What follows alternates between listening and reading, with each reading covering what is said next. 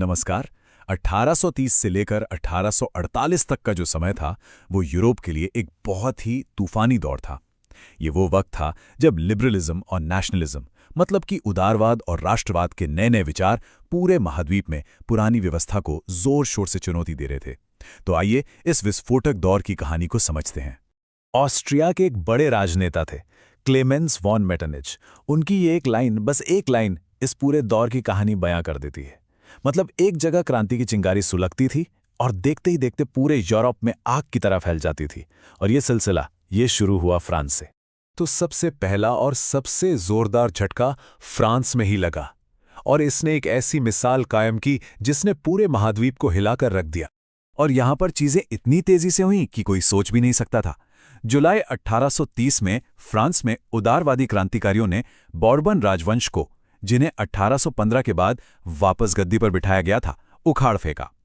उनकी जगह पर एक संवैधानिक राजतंत्र मतलब कॉन्स्टिट्यूशनल मोनार्की की स्थापना की गई और लुई फिलिप को उसका हेड बनाया गया। ये सब कुछ ही दिनों के अंदर हो गया। फ्रांस की इस छींक का असर तो फौरन ही दिखने लगा। इस घटना से प्रेरणा लेकर ब्रुसेल्स में विद्रोह भड़क उठा और नतीजा ये हुआ कि Belgium United Kingdom of the Netherlands से अलग हो गया। ये बिल्कुल एक डोमिनो इफेक्ट जैसा था, एक गिरा और फिर सब गिरने लगे। इसी क्रांतिकारी माहौल में एक और बड़े राष्ट्रवादी संघर्ष को हवा मिली। ये था ओटोमन साम्राज्य से ग्रीस की आज़ादी की लड़ाई।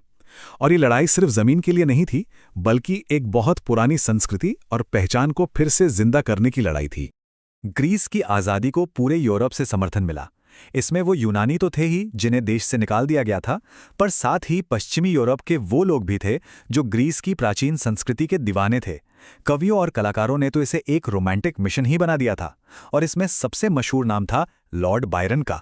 सोचिए, एक कवि जिसने ना सिर्फ पैसे इकट्ठे किए बल्कि खुद युद्ध में लड़ने भी चला गया, जहां 1824 में बुखार से उनकी मौत हो गई। लेकिन ये जो क्रांति का बुखार था, ये सिर्फ जंग के मैदानों पर नहीं लड़ा जा रहा था। ये कला में, संगीत में, साहित्य में, हर जगह लड़ा जा रहा था।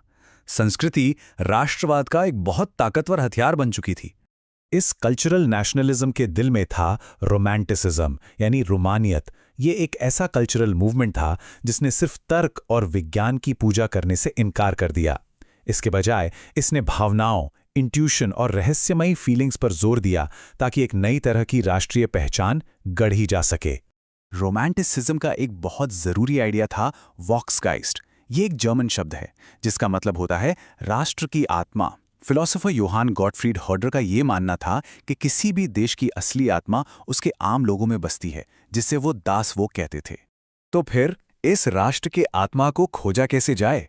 रोमांटिक्स का मानना था कि इसे खोजने के लिए लोकगीतों, लोक कविताओं, लोक नृत्यों और वहां की आम भाषा को इकट्ठा करना होगा, उन्हें सेलिब्रेट करना होगा। यही चीजें मिलकर एक मॉडर्न नेशन बनाती हैं। इसका सबसे जबरदस्त उदाहरण हमें पोलैंड में मिलता है। उस वक्त पोलैंड रूस, प्रशिया और ऑस्ट्रिया के बीच बटा हुआ था। एक देश के तौर पर वो नक्शे पर नहीं था, लेकिन यहाँ संस्कृति ही राष्ट्रीय भावना को जिंदा रखने का जरिया बन गई। जैसे कि म्यूजिशियन कारोल कुरपिंस्की ने अपने ओपेरा और संगीत के जरिए पोलोनेस और मजुर्का जैसे लोक नृत्यों को नेशनल सिंबल बना दिया। इसी तरह जब रूस ने पोलिश भाषा पर पाबंदी लगा दी, तो चर्च के पादरियों ने जानबूझकर पोलिश भाषा का इस्तेमाल करना शुरू कर दिया। भाषा अब सिर्फ भाषा नहीं, बल्कि रूसी दबदबे के खिलाफ संघर्ष का एक प्रतीक बन गई थी। अब हम उस पहलू पर आते हैं जिसने यूरोप को क्रांति की आग में झोंकने के लिए तैयार कर दिया था। क्योंकि राजनीतिक और सांस्कृतिक विचार अपनी जगह थे, लेकिन लोगों के पेट की आग भी इस विद्रोह को हवा दे रही थी। 1830 का दशक यूरोप के लिए आर्थिक तौर पर बहुत मुश्किल भरा था। आबादी तेजी से बढ़ रही थी, मतलब काम ढूंढने वाले ज्यादा थे और नौकरियां कम। ऊपर से इंग्लैंड की फैक्ट्रियों से आने वाले सस्ते माल ने यूरोप के छोटे कारीगरों का काम धंधा चौपट कर दिया था। नतीजा, शहरों और गांव दोनों जगह भयानक गरीबी फैल गई। इस आर्थिक तंगी का एक जीता जागता और बहुत ही दर्दनाक उदाहरण हमें सिलेसिया में बुनकरों के विद्रोह में देखने को मिलता है।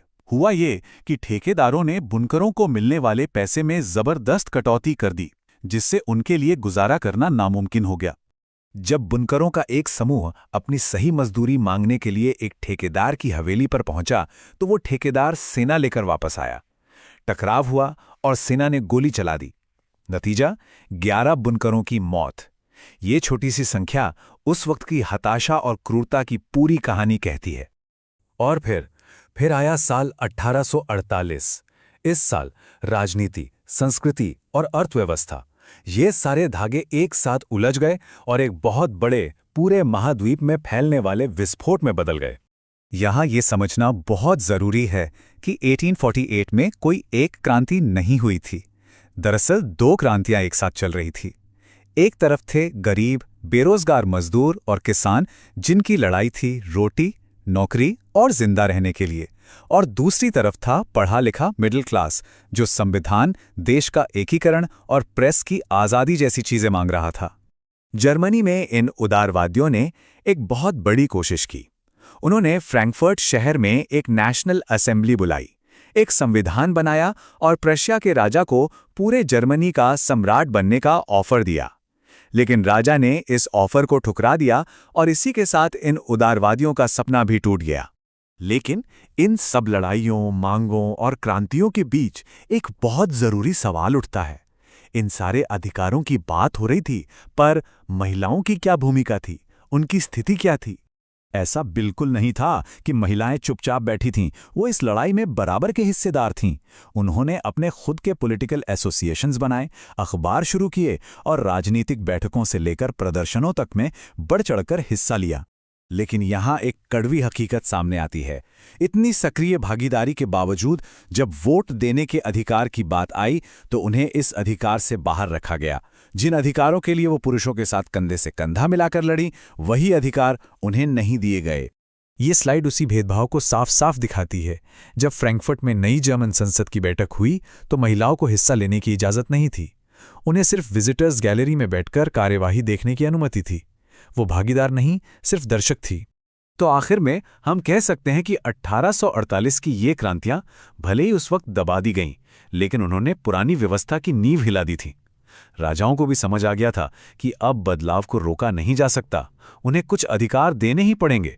राष्ट्र राज्य के बीज बोए जा चुके थे। अब सवाल बस ये था कि पुराने साम्राज्य इन नए विचारों की फसल को आखिर कब तक रोक पाते।